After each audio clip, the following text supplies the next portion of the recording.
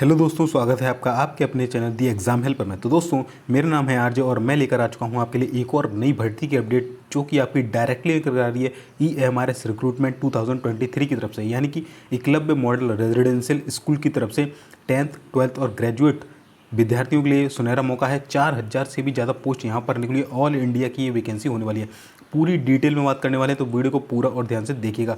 और मेरा इंट्रोडक्शन आप देख रहे हैं, साथ में लिखा हुआ है, ठीक है। इसी तरीके से गवर्नमेंट जॉब्स की अपडेट के बारे में हमारे चैनल के द्वारा जानकारी दी जाती है, तो चैनल को सब्सक्राइब नहीं किया तो सब्सक्राइब कर लीजिए। तो चलिए बिना किसी तरीके वीडियो को स्टार्ट कर लेते हैं। तो दोस्तों, इस वीडियो में हम देखने वाले हैं ऑल इंडिया की वैकेंसी है। अप्लाई करने की डेट क्या रखी गई है, नंबर ऑफ पोस्ट कितनी है, किस किस पोस्ट पर ये भर्ती निकली है, एज क्या मांगी गई है, फीस क्या मांगी गई है, क्वालिफिकेशन यानी कौन कौन से विद्यार्थी किस किस पोस्ट के लिए एलिजिबल हैं, सिलेक्शन प्रोसीजर क्या हुआ, यानी कि फॉर्म भरने से लेकर जब आप तक जॉब नहीं लग जाती उस तक आपको क्या क्या किन किन स्टेज से होकर गुजरना पड़ेगा, वो सारा कुछ हम देखने वाले हैं। एग्जाम का पैटर्न क्या रहेगा, क्या क्या पूछा जाएगा, सिलेबस क्या रहेगा, डिटेल सिलेबस बताएंगे आपको। सैलरी क्या मिलेगी, इन हैंड सैलरी क्या मिलेगी, जॉब प्रोफाइल यानी कि काम क्या करना होगा, क्योंकि मैं खुद एक जैसे हूँ तो आपको बेहतर तरीके से बता सकता हूँ कि काम आपको क्या करना होगा। इसमें एक पोस्ट जो है जैसे की भी है, ठीक है। जॉब लोकेशन यानी कि जॉब कहाँ आपको मिलेगी, और हाउ टू प्रिपरेशन यानी कि तैयारी कैसे आप कर सकते हैं, ये भी मैं आपको इस वीडियो में बताने वाला हूँ, ठीक है। तो चलिए, तो सबसे पहले एकलव्य मॉडल स्कूल की कुछ झलक देख लीजिए। कुछ इस तरीके से एकलव्य मॉडल स्कूल दिखते हैं, ठीक है। माफ़ी चाहूँगा दोस्तों, चावल बना रहा हूँ, सीटी की आवाज़ आई होगी, ठीक है। तो ये कुछ इस तरीके के एकलव्य मॉडल आपको दिखते हैं। ये जो स्कूल होते हैं दोस्तों, ये ST कैटेगरी के जो कैंडिडेट या जो शेड्यूल्ड ट्राइब्स यानी कि जो आदिवासी लोग होते हैं उनके लिए विशेष रूप से ये स्कूल बनाए जाते हैं, और इन्हें भारत सरकार के द्वारा गवर्न किया जाता है। जो ट्राइबल मिनिस्ट्री होती है और प्लस एजुकेशन जो मिनिस्ट्री होती है उसके अंतर्गत ये स्कूल वर्क करते हैं। तो सेंट्रल लेवल की आपकी जॉब होने वाली है, ठीक है। तो बहुत ही शानदार, आप देख सकते हैं कितना शानदार स्कूल बने होते हैं, कितना शानदार यहाँ का कल्चर होता है, ठीक है। पूरा डिटेल में आगे बात करने वाले हैं। तो चलिए सबसे पहले देख लेते हैं इसके फॉर्म कब से फॉर्म भरना स्टार्ट हुए। तो इसके फॉर्म भरना स्टार्ट हुए 29 जून से, और इसकी जो लास्ट डेट है 31 जुलाई तक आप इसके फॉर्म भर सकते हैं।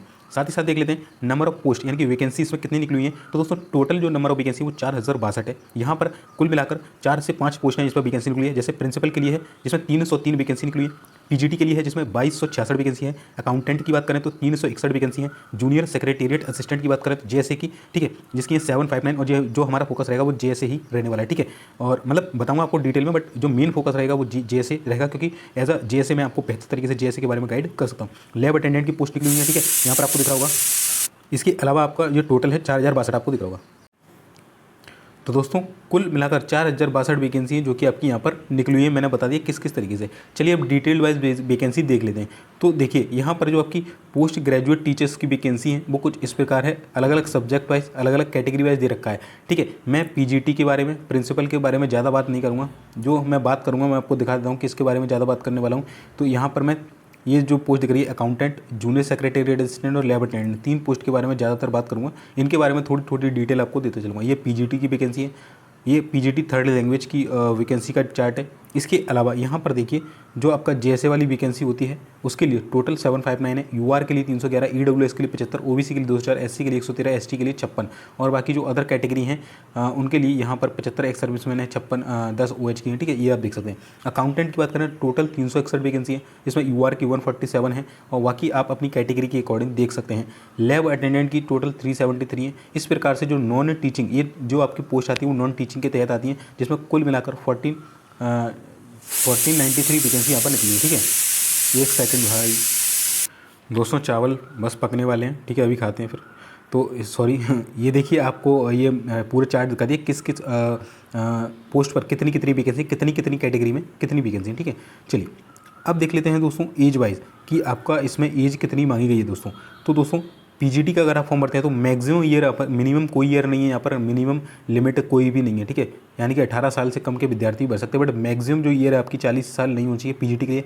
अकाउंटेंट के लिए 30 साल मैक्सिमम ईयर है, और लैब अटेंडेंट के लिए 30 साल है, और JSA के लिए भी 30 साल है। बाकी अगर आप SC ST कैटेगरी से बिलोंग करते हैं तो आपको 5 साल का रिबेट मिलता है, OBC के लिए आपको 3 साल का, और बाकी अदर कैटेगरी का आप यहाँ पर शो देख सकते हैं, ठीक है। चलिए बात कर लेते हैं दोस्तों, फीस क्या रखी गई है, ठीक है। आखिरकार जब आप फॉर्म भरने जाएंगे तो आपसे कितने रुपए लेगा ऑनलाइन वाला, या आप खुद भी भरते हैं तो कितना रुपये फीस चार्ज आपसे लिया जाएगा। तो जनरल OBC EWS के लिए 1500 रुपये अगर आप PGT का फॉर्म भरते हैं, 1000 रुपये अगर आप नॉन टीचिंग का फॉर्म भरते हैं, जैसे अकाउंटेंट हो गया आपका, JSA हो गया आपका, और लैब अटेंडेंट हो गया, ठीक है।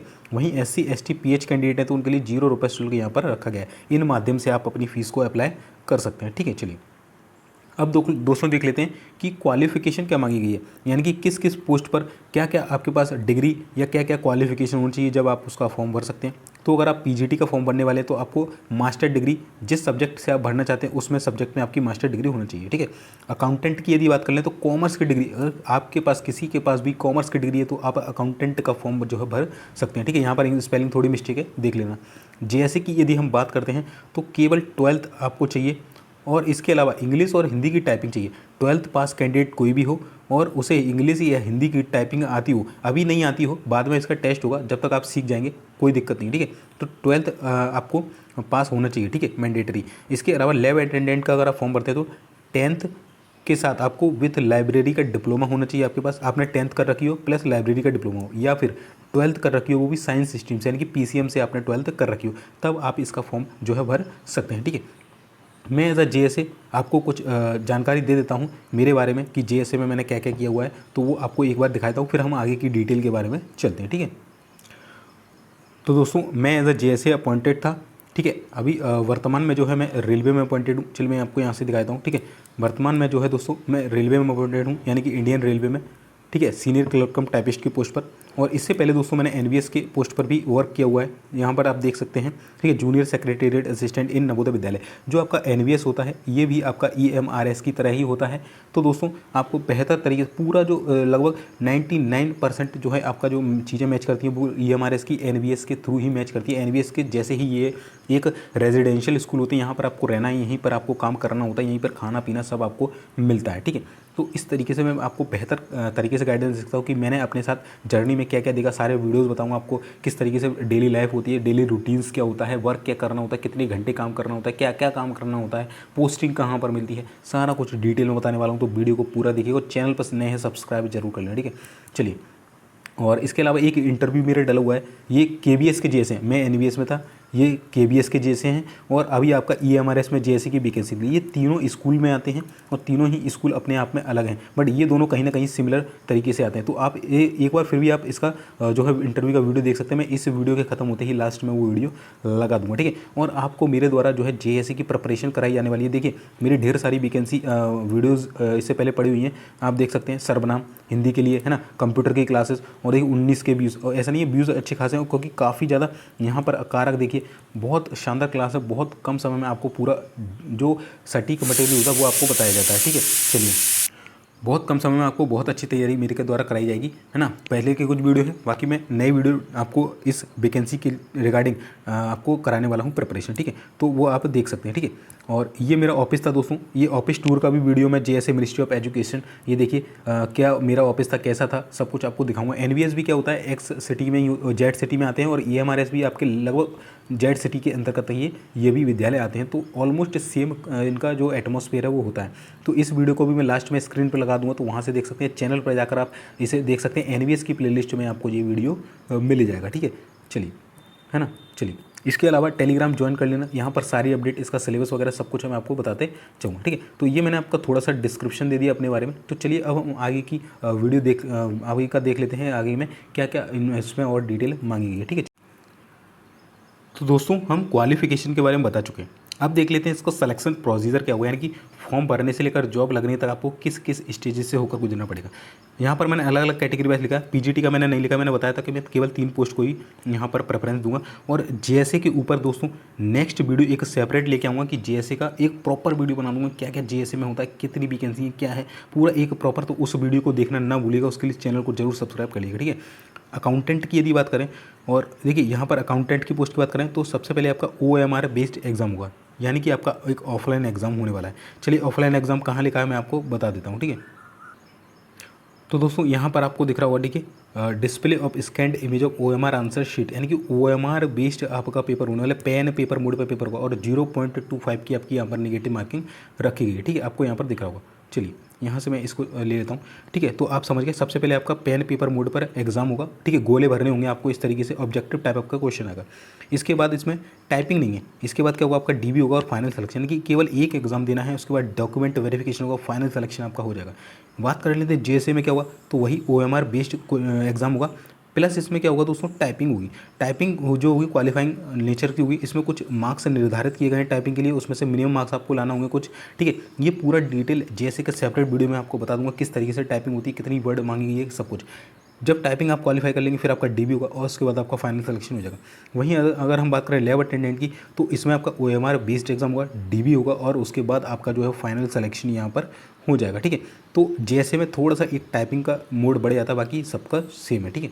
चलिए इसके बाद एग्जाम पैटर्न देख लेते हैं। सिलेक्शन प्रोसीजर देख लिया किस किस स्टेज से होगा। तो सबसे पहले आपका क्या होगा, एग्जाम होगा। एग्जाम पैटर्न क्या होगा, पीजीटी के लिए देख लेते हैं, अकाउंटेंट के लिए, जीएसए के लिए, लैब अटेंडेंट की। तो अगर पीजीटी की बात करें तो इसके लिए सबके लिए मैंने बताया OMR बेस्ड पेपर होगा, पेन पेपर बोर्ड, और निगेटिव मार्किंग 0.25 की रखी गई है। अब इसमें हम देख लेते हैं कि एग्जाम पैटर्न की इनके अंदर क्या क्या पूछा जाएगा, हिंदी इंग्लिश क्या क्या पूछा जाएगा वो आपको मैं दिखा देता हूँ, चलिए, है ना। तो यहाँ से हम देख लेते हैं आपका सबसे पहले अकाउंटेंट के लिए हम देख लेते हैं जूनियर। सबसे पहले अकाउंटेंट के लिए हम देख लेते हैं कि अकाउंटेंट में आपका क्या मांगा गया है। तो अकाउंटेंट का अगर आप फॉर्म भरते हैं तो आपसे कितने क्वेश्चन पूछे जाएंगे, तो 130 मार्क्स का आपका पेपर होगा। टोटल 130 क्वेश्चन आपसे पूछेंगे। कौन कौन से, पार्ट 1 होगा जिसमें रीजनिंग के क्वेश्चन 20 क्वेश्चन 20 मार्क्स के पूछे जाएंगे आपको। और जो टाइमिंग आपको दिया जाएगा वो 2 सही 1/2 घंटा, यानी कि 2.5 घंटे का पेपर होगा। काफ़ी अच्छे समय आपको दिया गया, ठीक है। यानी कि ओवरऑल का बता रहा हूँ, ओवरऑल का 2.5 घंटा है, ठीक है, ध्यान रखिएगा। और पार्ट 2 में आपका मैथ होगा, यानी क्वांटिटेटिव एप्टीट्यूड होगा, 30 क्वेश्चन 30 मार्क्स के। पार्ट 3 में आपका लैंग्वेज टेस्ट होगा जिसमें 20 क्वेश्चन होंगे, जिसमें से 10 आपके इंग्लिश के होंगे, 10 हिंदी के होंगे। हिंदी की तैयारी मेरे द्वारा कराई जाएगी आपको। साथ ही साथ बेसिक कंप्यूटर नॉलेज के, जनरल अवेयरनेस के और करंट अफेयर के क्वेश्चन पूछे जाएंगे। 20 क्वेश्चन 20 मार्क्स के, तीनों को एक ही में कंबाइंड कर दिया आपको मेरे द्वारा कंप्यूटर की, हिंदी की और जीके की प्रिपरेशन कराई जाएगी। तो उसके लिए चैनल को जरूर सब्सक्राइब कर लीजिएगा।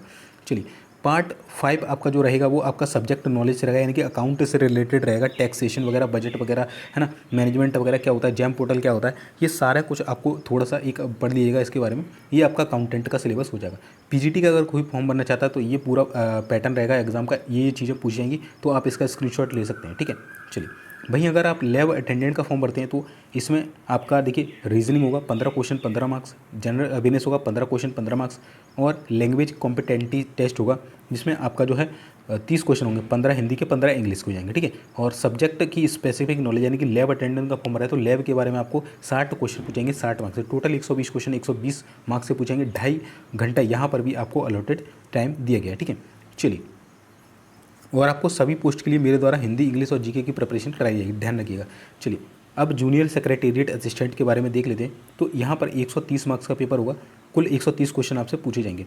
वही रीजनिंग एबिलिटी 20-20 क्वेश्चन, मैथ के 20-20 क्वेश्चन, जनरल अवेयरनेस के 30-30 क्वेश्चन, और हिंदी और इंग्लिश के 15-15 क्वेश्चन, यानी कि 30 क्वेश्चन टोटल पूछेंगे। Basic knowledge of computer operation से 30 क्वेश्चन यहाँ पर। तो ये काफ़ी ज़्यादा, जैसे का आप किसी भी सेक्टर में अगर एग्ज़ाम देते हैं तो कंप्यूटर को वहाँ पर हाईलाइट किया जाता है। और दोस्तों मैं कंप्यूटर में थोड़ा अभी इससे पहले KBS का एग्ज़ाम हुआ था, रात को मैंने 2 घंटे की मैराथन ली लगभग। उसमें 2 घंटे की मैराथन में 10 से 11 क्वेश्चन अगले दिन शिफ्ट थी, उसमें डायरेक्ट मेरी शिफ्ट से फंस गए थे। आप वो वीडियो जाके देख सकते हैं, ठीक है। क्योंकि मैंने ऑलरेडी BSc किया हुआ है कंप्यूटर साइंस से, तो आपको थोड़ा बेहतर तरीके से थोड़ा सा बता रहा हूँ, मेरे को कोई हाई नहीं बोल रहा, थोड़ा सा आपको अच्छे तरीके से थोड़ा पढ़ा सकता हूँ कंप्यूटर, ठीक है। क्या होता है बेसिक नॉलेज आपको दे सकता हूँ, और जो इंपॉर्टेंट क्वेश्चन है वो आपको बता सकता हूँ, ठीक है। चलिए इसके अलावा फिर आपका स्टेज सेकंड होगा। स्टेज फर्स्ट में आपका OMR हो जाएगा, सेकंड में आपका टाइपिंग होगा, ठीक है। और टाइपिंग होगी आपकी कंप्यूटर पर होगी, PC ओनली, ठीक है। ये आपका पेन पेपर मोड होगा जिसमें आपको 50 मार्क्स की टाइपिंग पूछी जाएगी। 20 मार्क्स आपको मिनिमम आपको लाना पड़ेंगे, पासिंग मार्क्स है। इसके अलावा 21-22 कुछ नहीं करना, मार्क्स ले आए तो आप पास हो जाएंगे, ठीक है। और टाइपिंग के लिए जो कैंडिडेट बुलाएंगे 1:3 में बुलाए जाएंगे, नहीं 700 लगभग वैकेंसी हैं, तो 2100 कैंडिडेट कुछ टाइपिंग के लिए यहाँ पर बुलाए जाएंगे, ठीक है। तो ये आपको मैंने जूनियर सेक्रेटेरिएट असिस्टेंट के सिलेबस के बारे में यहाँ पर जानकारी दे दी है। तो दोस्तों एग्जाम पैटर्न बता दिए क्या क्या पूछा जाएगा। अब बात आती है कि सिलेबस क्या होगा भाई। रीजनिंग पूछा जाएगा, मैथ पूछा, उसके अंदर क्या पूछा जाएगा, रीजनिंग के अंदर कौन से टॉपिक, मैथ के अंदर कौन से टॉपिक, जीके के अंदर कौन से टॉपिक पूछेंगे, कंप्यूटर के अंदर कौन कौन से टॉपिक पूछेंगे, ये आपको जानना है। तो इसके लिए दोस्तों मैं क्या करूँगा, टेलीग्राम पर एक मैंने PDF डाल रखी है, ठीक है। वहाँ पर लिखा हुआ EMRS vacancy non teaching post का सिलेबस, ठीक है। इस तरीके से PDF है, उसको देख लेना, उसमें पूरा मेरा दे रखा है। चलिए मैं आपको दिखा देता हूँ किस तरीके से वो आपको सिलेबस उसमें दिखने वाला है, ठीक है। चलिए एक बार मैं आपको दिखा देता हूँ। तो यहाँ से आपको मैं दिखाने की कोशिश करता हूँ, ठीक है। ये देखिए यहाँ से आपको दिख रहा होगा इस तरीके से, ये पूरा सिलेबस है आपका। देखिए सिलेबस अकाउंटेंट के लिए है, रीजनिंग के अंदर क्या क्या पूछा जाएगा, है ना, हिंदी में क्या पूछा जाएगा, इंग्लिश में क्या, ये JSA के लिए हिंदी वगैरह संधि समाज सब कुछ है।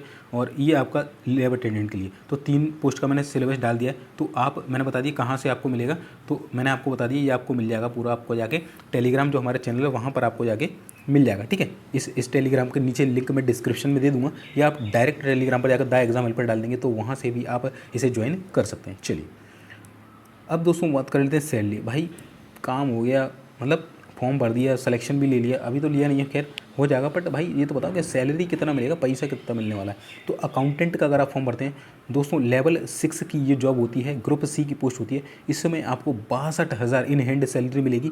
और अगर जो आपका बेसिक नॉर्मल सैलरी होती है, ग्रॉस सैलरी, वो आपको दिखाने की कोशिश करता हूँ। जो आपका स्ट्रक्चर होता है सैलरी का कुछ इस प्रकार होता है, ठीक है।